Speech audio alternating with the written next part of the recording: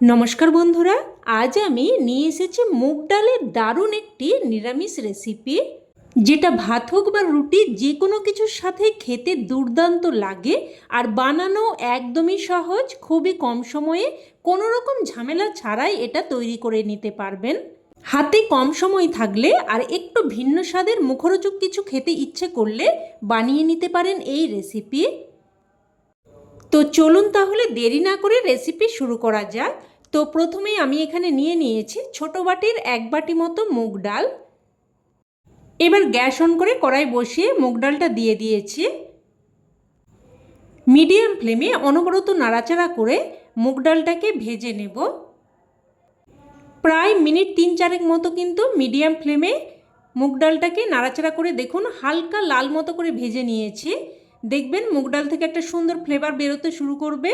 আর দেখুন ঠিক এইরকম হালকা লাল হতে যখন শুরু করবে ততক্ষণ অবধিই কিন্তু ভেজে নিতে হবে। তো এবার ডালটাকে আমি সাথে সাথে একটা পাত্রের মধ্যে নামিয়ে রাখছি।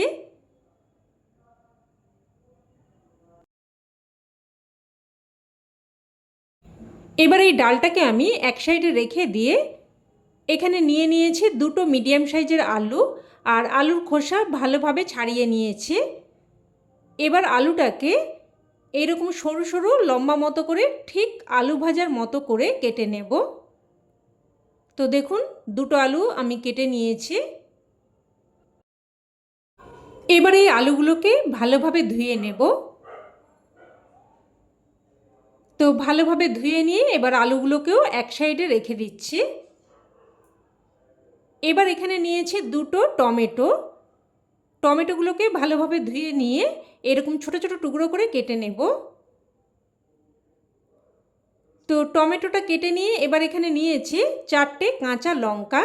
কাঁচা লঙ্কাগুলোকেও দেখুন এইরকম একটু মিডিয়াম সাইজ মতো করে কেটে নিচ্ছে, একদম ছোট ছোট টুকরো করে কেটে নেব না, তাতে করে কি হয় তরকারিটা বেশি ঝাল হয়ে যায়।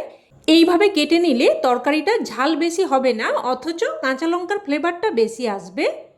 এবার এখানে ভেজে রাখা মুগ ডালটা নিয়ে নিয়েছি, আর মুগ ডালটাকে 2-4 বার জল পাল্টে পাল্টে খুব ভালোভাবে ধুয়ে নেব।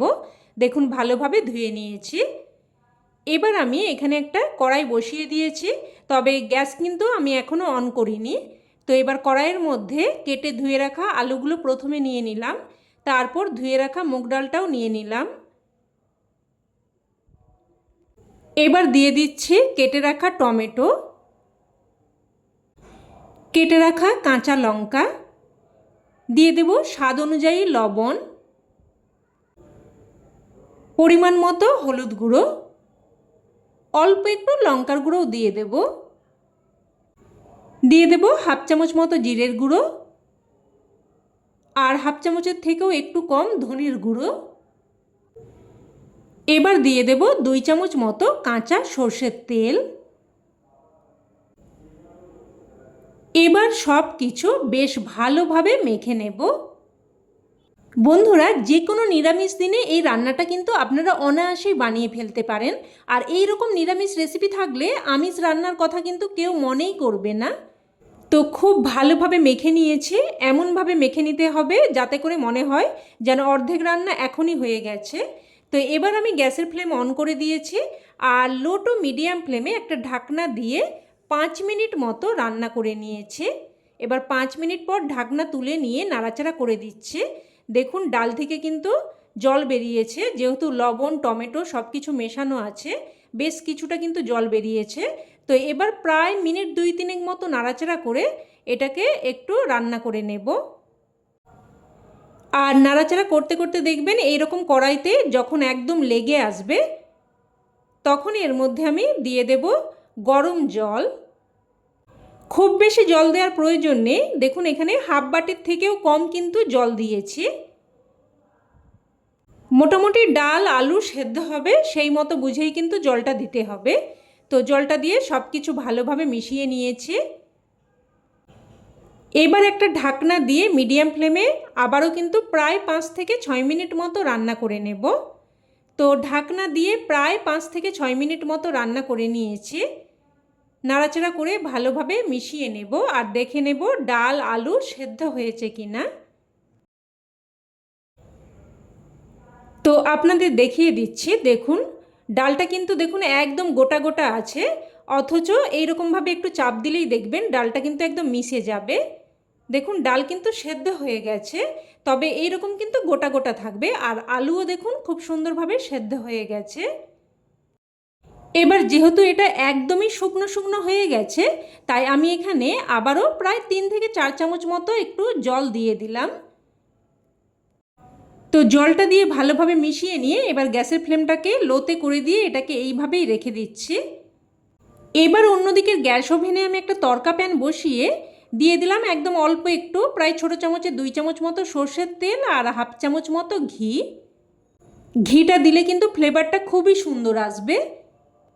তো তেল ঘি হালকা গরম হয়ে আসলে এখানে দিয়ে দিলাম হাফ চামচ মতো গোটা জিরে, একটা শুকনো লঙ্কাকে 2 টুকরো করে দিয়ে দিলাম, একটা তেজপাতাও দিয়ে দিলাম, আর দিয়ে দিচ্ছি 1 চামচ মতো কোড়ানো আদা।